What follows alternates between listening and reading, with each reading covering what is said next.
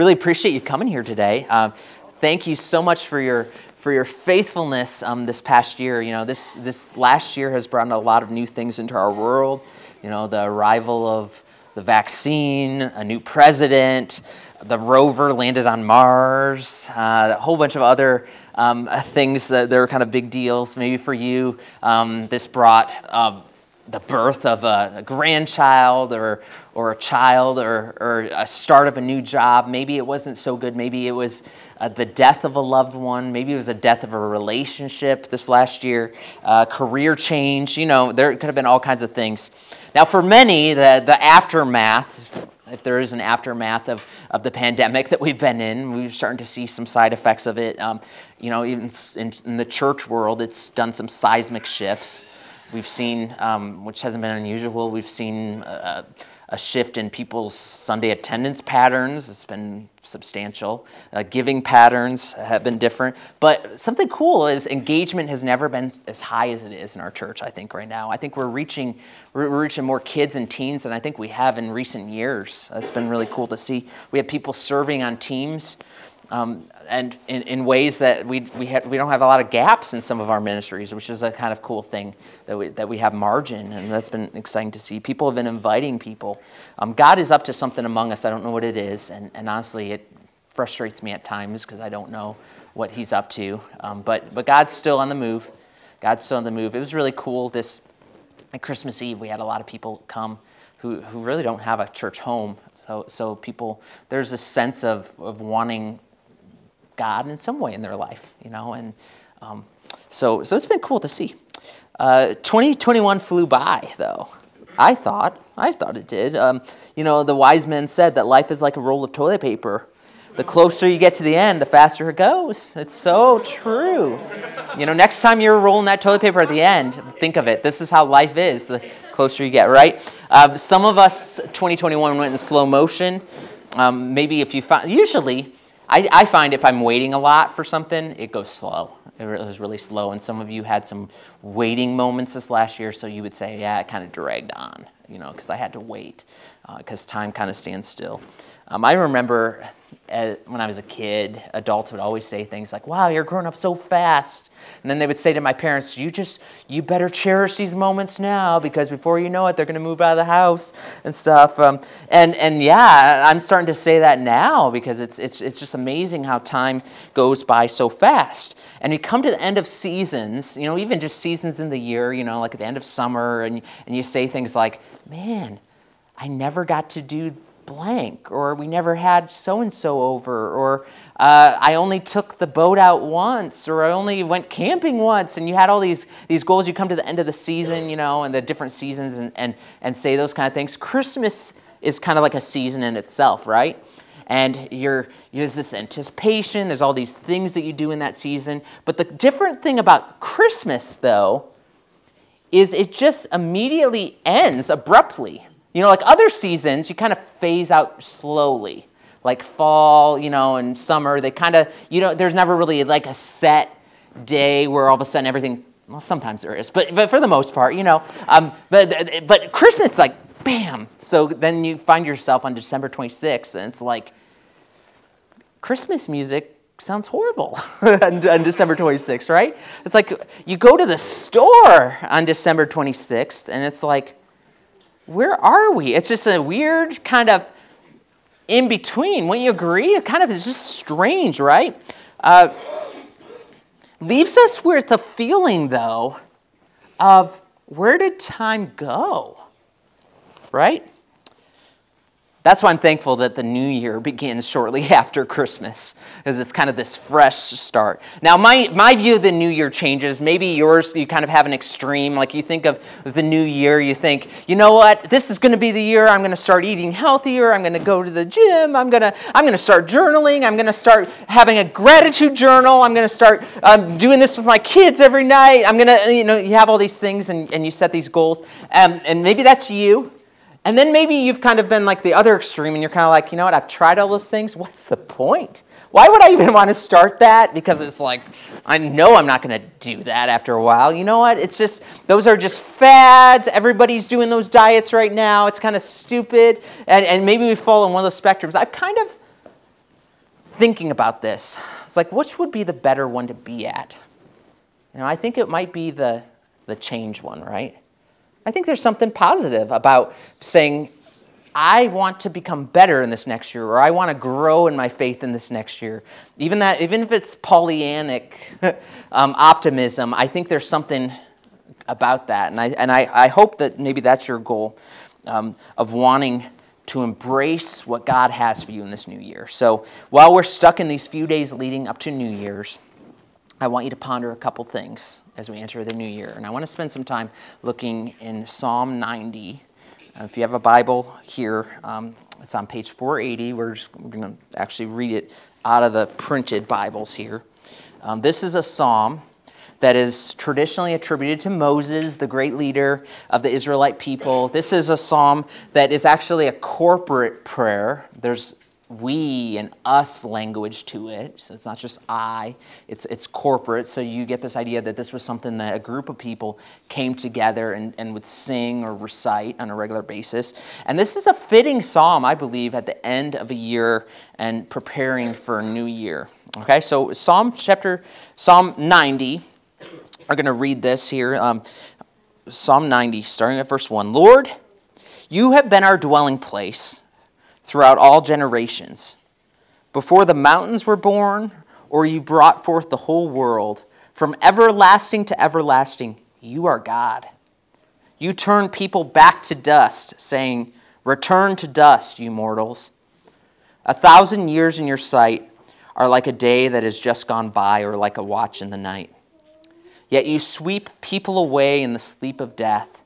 They are like the new grass of the morning. In the morning it springs up new, but by evening it is dry and withered. We are consumed by your anger and terrified by your indignation. You have set our iniquities before you, our secret sins in the light of your presence. All our days pass away under your wrath. We finish our years with a moan. I think it's talking about the end of our life, but maybe at the end of a year or two, we finish our years. Oh, that was a year, right? Our days may come to 70 years or 80 if our strength endures, yet the best of them are but trouble and sorrow.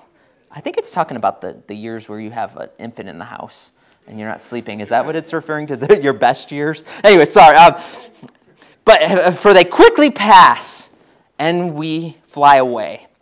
If only we knew the power of your anger. Your wrath is as great as the fear that is your due. Spoiler alert, this next one here is the takeaway prayer for this message today. Verse 12. Teach us to number our days, that we may gain a heart of wisdom. Relent, Lord. How long will it be? Have compassion on your servants. Satisfy us in the morning with your unfailing love, that we may sing for joy and be glad all our days. Make us glad for as many days as you have afflicted us, for as many years as we have seen trouble. May your deeds be shown to your servants, your splendor to their children. May the favor of the Lord our God rest on us. Establish the work of our hands for us. Yes, establish the work of our hands. Okay, so this psalm gives us a lot to chew on here, but I want to ponder on a couple of the different thoughts here as we enter the new year. And this first thought that shows up here is that God is eternal. God is eternal. He's always been. He brought forth the world. It describes that over and over again here, right? That he is the creator before the mountains were there. He created. God is eternal. And he knows all. That everything about everything he knows. It says even the secret sins that you try to hide, God knows. He shines his light into them. But because God's eternal, this is a key thought here, is that he's not bound by time. He's not bound by time. In fact, look what in Psalm 90 that we see here. If we look at verse 4. 1,000 years in your sight are like a day that has just gone by, or like a watch in the night. So for God, he's not bound by time like we are. He's eternal. Now, it's pretty encouraging to know this truth, that God is all-powerful, that he doesn't have the time restraints that we have because he's immortal. And God doesn't look down on the world and say, oh man, what's going to happen here? This is looking pretty bad, what's going on in the world right now. Like, he's not surprised. because he can handle it. He understands. He's been through it all. He knows the future, right? There was this young man who was traveling by train to go see his grandfather, and he happened to sit next to a man who was a seminary professor. And the professor thought he would have some fun with this boy. This boy was looking through like some Sunday school material or whatever, and he said to the young man, tell me something that God can do, and I'll give you a bright, shiny apple. And thoughtfully the boy replied, okay, mister, if you can tell me something that God can't do, I'll give you a whole bushel of apples, right? God can handle things, right? We have an eternal God. There's nothing that our God cannot do. And because God's eternal, here's our takeaway. Because God's eternal, our takeaway is that we can dwell in him. We can reside in him, that we can find safety in him. That's even kind of how the psalm starts, right? Lord, you have been our dwelling place. Like we can reside in you because you are faithful. Like you are able to handle whatever comes my way. So I encourage you, that takeaway, dwell in him. Dwell in him as we go into this new year. And ponder that this week. What does it look like to dwell, to make residence in the presence of God on a daily basis? The second thought that we should ponder is that our response to this is that we are living on borrowed time. We are living on borrowed time, and unfortunately, so often we don't recognize that fact until we get the diagnosis, or we have a close call with death, to realize we are living on borrowed time. Because God is eternal, he's infinite, we are finite. Now, we easily forget how mortal we are. There's nothing new here. I'm not telling you anything we don't know here. But the psalmist reminds us here, verse 3, he says, you turn people back to dust, talking to God, right? Saying, return to dust, you mortals. Don't forget that, right? Verse 5, he says, you sweep away people in the sleep of death. They are like the new grass of the morning. In the morning it springs up new, but by evening it is dry and withered. Verse 9 and 10, he says, all our days pass under your wrath. We finish our years with a moan. Our days, they come to 70 years or 80 if our strength endures. Yet the best of them are but trouble and sorrow, for they will quickly pass and we fly away. Time is short, right? We're living on borrowed time. We're living on borrowed time. This young single woman had just learned from her doctor that she had 1 year to live, and she asked the doctor, what can I do to extend this, extend my life? And the doctor reflected and hesitated and finally said, here's what you can do. You might try marrying a boring man. Perhaps the last year of your life will seem like more. Anyways, it's a good idea, right? But here's the thing, life is short. Life is short. And because we are living on borrowed time, here's our takeaway. We got to remember, don't delay. Do it now. Maybe a better way to say it is do what matters now. We do a lot of things now that don't really matter, but don't delay. We procrastinate on a lot of things that matter in our lives. We're waiting for the circumstances to be just right.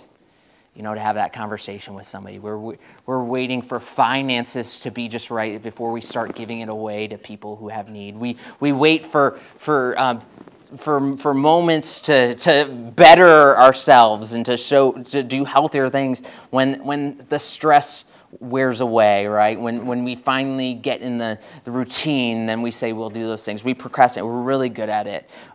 Carrie Schock says that this is someday syndrome. It says that for many people, their favorite day of their week is someday. Someday. They say things like, someday I'll get intentional in my relationship with Christ. Someday I'll spend more time with the kids. Someday I'll love my wife better. Someday I'll get involved in serving others. Someday I'll get this problem out of my life. Someday. Just like James wrote in James 4, he says, now listen, you who say today or tomorrow we will go to this city, spend a year there, carry on business and make money. James says, what is your life? You do not even know what will happen tomorrow. He says, you are a mist that appears for a little while and then vanishes. He says, instead you ought to say, if it is the Lord's will, we will go, Lord's will, right? We will live and do this or that. As it is, you boast in your arrogant schemes. All such boasting is evil. Then he concludes this. I think it's interesting. I hadn't really realized the connection here with this next line here. It talks about, how our lives are so, they're fleeting. We can't boast about tomorrow. We don't know what tomorrow's going to come. And here's what he says. Concludes here. He says, if anyone then knows the good they ought to do and doesn't do it, it is sin for them. Here's the thing. We put off the good we ought to do all the time, and it's a sin. It's a sin. In the movie Bucket List, Jack Nicholson's.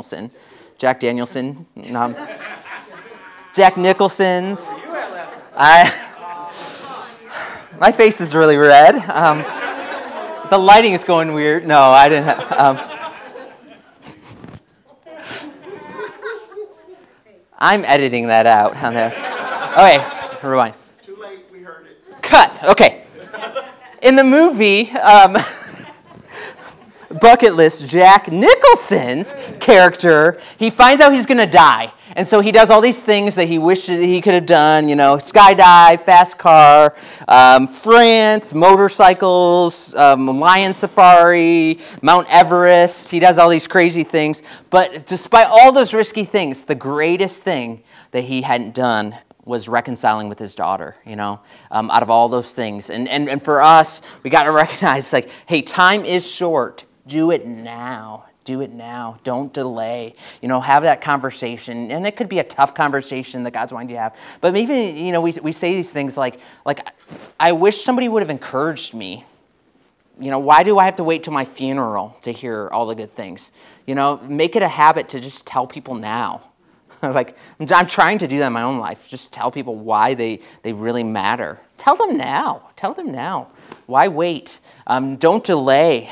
Confession. Maybe there's an area of your life that you need to confess. Do it now. Don't delay. Don't wait for the circumstances to be right. Forgiveness is a big one, right? Forgive now. Don't wait. Don't delay. Time is short. We're living on borrowed time. C.S. Lewis, actually in the Screw Tape Letters, is a phenomenal book. I really like how he kind of goes in the inner workings of Satan and his demons, and they kind of are meeting in this fictional tale or whatever of they're meeting together trying to decide, okay, Satan and his demons, how do we keep people from hearing the message of salvation and responding to God's salvation? And one of the demons speaks up and says, I've got a plan. We'll just tell people that there's no heaven. And Satan's like, I don't think that will really work because, the Bible's full of all the promises of heaven. They're certainly going to hear about it and stuff, how the Bible talks about that. And so that's not really good. Another demon speaks up and says, let's tell them there's no hell. And Satan's like, I don't think that's going to work either. Jesus talked about hell more than he talked about heaven in the scripture, and people understand that there's probably going to be consequences for their actions, whatever. And so I don't think that'll work. And then one brilliant demon who's sitting in the back kind of stood up and said, here's the thing, here's what we should do. I'll just tell them that there's no hurry. There's no hurry. And which plan do you think Satan went with, right? That's the one he chose. There's no hurry. We're waiting for the right circumstances, but let's face it, we're all living on borrowed time, and our time is short. Our time is short. Here's the prayer. Here's our takeaway prayer I want us to think about in Psalm 90, verse 12. Teach us to number our days, that we may gain a heart of wisdom. Now, I think this is important even in a corporate sense, too. As a church, our days are limited. Our time is important. What we do now matters, and we can't just say someday. No, now is the day. Let's be wise in how we use our days now. But it works in our life, too. Saying, God, teach me. Teach me to be aware that I'm living on borrowed time. As I'm reflecting on this past year and how fast it went or how slow it went, help me to recognize that this next year is not in a morbid way, because we can be like, I'm going to die this year. No, it's not. But But let's live each moment recognizing that it could be our last, and this might be the opportunity that we have. Teach us to number our days, that we would gain a heart of wisdom. There is wisdom found in that. Don't delay. Don't delay. Do what matters now, because God is eternal. Dwell in Him. You're living on borrowed time. You're living on borrowed time. I'm going to close out the service. The last couple of years I actually have used this song because for me, it draws me back in, focusing on what really matters. And so we're just going to take a moment. I want you just to reflect. Maybe there's something you need to jot down or whatever. I don't know, something that God shows you or whatever that He wants you to dwell on this week. But let's take a moment and just reflect. The words of the song are pretty powerful, but let's make this our prayer.